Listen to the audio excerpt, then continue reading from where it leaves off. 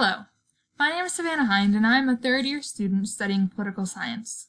Over the spring and fall semester of 2019, I have had the opportunity to work with Dr. Melissa Miller in crafting the research project I will be presenting today. I am proud to present Open and Unaffirming, Churches and LGBT Inclusion Policy. Politics and religion often go hand in hand. As someone interested in both public policy and organized religion, I decided to complete a project looking into LGBT inclusion policy in churches. Most people are not interested in the nitty-gritty of a congregation's policy during their first visit. But for people who are in the LGBT community, policy can decide if they are welcome on Sunday morning or not. Church policy can be confusing, and the reasoning behind it. I have found 3 pieces of literature that can be used to explain the possible behaviors of individual churches in regards to LGBT policy. The first is by Coley, who looked at theological traditions. They found that individualist or communal orientations within a religious tradition explains whether or not a Christian institution will adopt non-discrimination policies. Califano looked at clergy roles and saw that clergy are seen as framers and motivators of political deliberation among followers and can impact the relationship between a congregation and LGBT individuals. Califano also found that clergy are more likely to be influenced by monetary risk than a politician when it comes to clergy speech. And this can impact how they speak about LGBT people in front of their congregation. This led me to my research question. How does denominational type influence Christian churches in their policies regarding LGBT individuals? I am interested in understanding how types of denomination impact policy. To do this, I found the National Congregation Survey, a database that has gathered over 3,000 religious communities' data across America. And I used their data from their 2012 wave to look at different variables.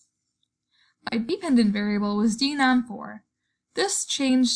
This looked at different denominations and how they were grouped.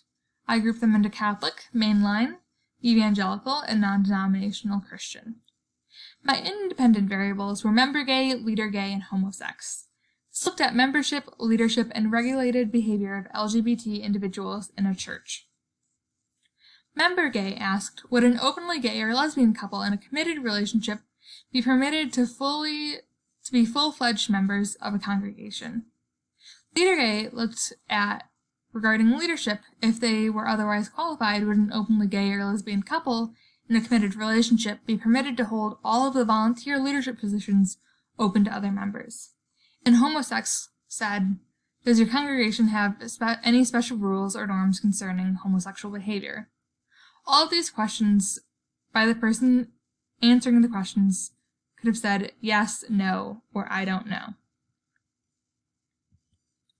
To create denom4, I used Pew Research and their data to categorize different denominations into mainline Protestant, Catholic, evangelical, and non-denominational.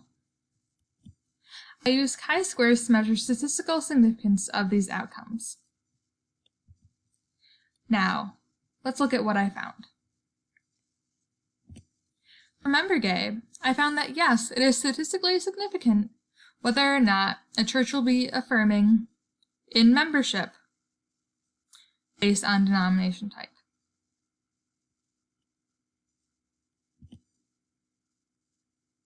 In leader gay, I also found that it was statistically significant whether or not a church would allow an LGBT person to be a leader in the church based on denomination type.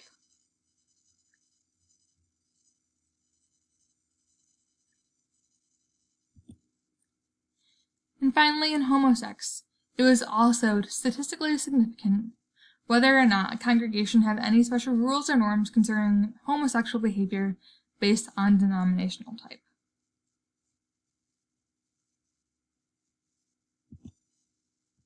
Now, to summarize this data, I found that evangelical churches are more likely to not allow membership or leadership of LGBT individuals than Catholic, mainline, or non-denominational Christian churches. Non-denominational Christian churches are more likely to have rules or norms about homosexual behavior than Catholic, mainline, or evangelical churches. Mainline churches would be considered most affirming of the LGBT community, but this varies from denomination to denomination.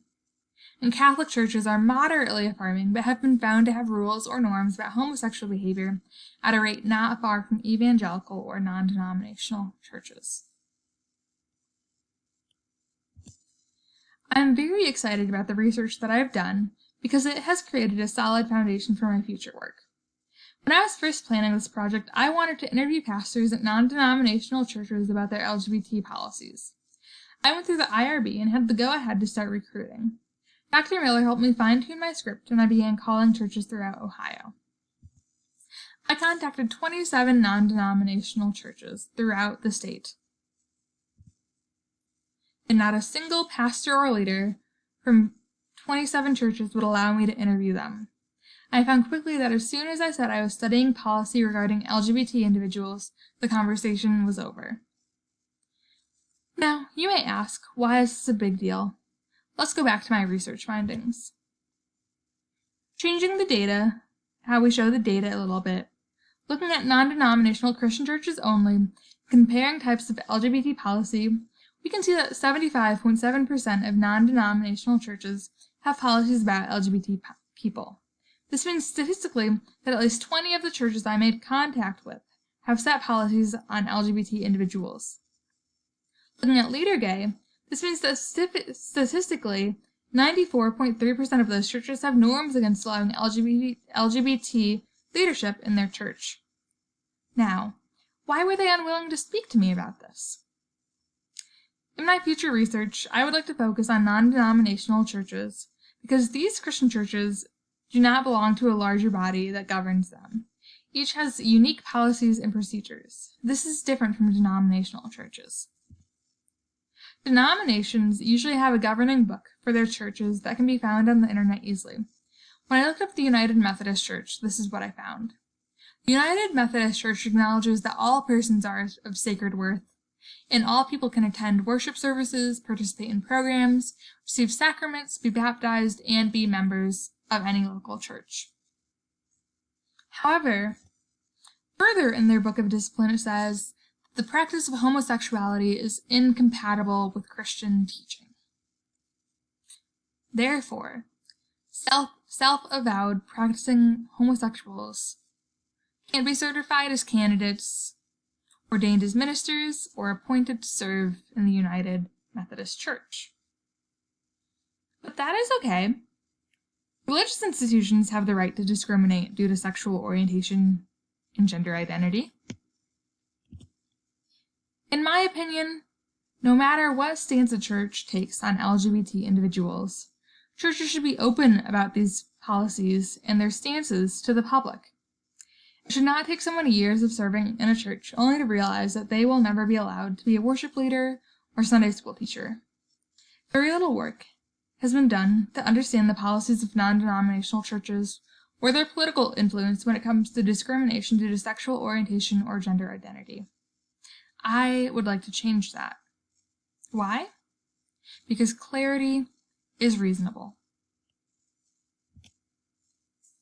Now, I would like to show my appreciation and great thanks to Dr. Miller, Dr. Cravens, Dr. Moore and the BGSU Kurs, BGSU Institutional Review Board, and Reverends Curry and Schleif. Thank you.